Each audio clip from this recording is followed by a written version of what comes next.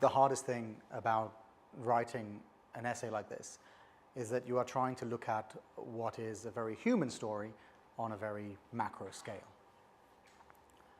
Iraq was the first big war that I reported on. And to a large degree, it's a war that has followed me across the Middle East. The repercussions of that war have affected every country in the Middle East. I think as much as this essay is about the big issues that came out of the Iraq war, the untold story of Iraq is the most basic story of Iraq, which is the impact the war had on the people.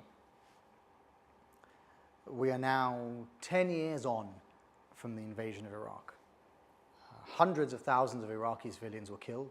We don't even know how many, 100,000, 500,000. We don't know, nobody has counted. It is difficult to find any family, any group of friends in Iraq, certainly in Baghdad, who are unaffected by the war. And more than that, I think of the hundreds of thousands of people who had to go abroad, to Syria, to Jordan, to the Gulf, to Europe, dragging their families, their possessions, their memories to strange new lands, living among people who spoke a different language, who breathed a different air. That is the real legacy of the Iraq War. The shattering of the Iraqi state was also the shattering of the aspirations and futures of millions of people.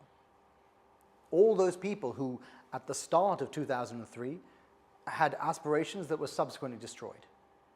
Those who wanted to study and found that their universities were shut.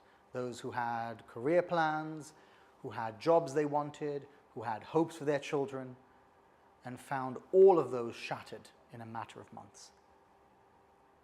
And I've met a lot of these people in Jordan, in Syria, in Lebanon, in the Gulf.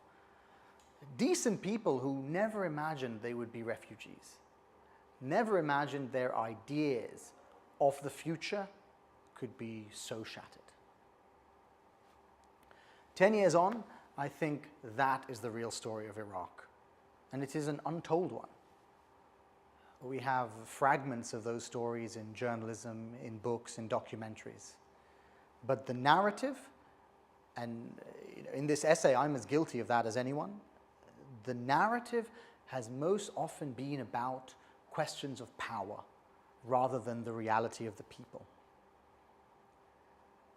I think that's a failure on our part to tell the right story, and maybe even it's a failure to ask the right questions.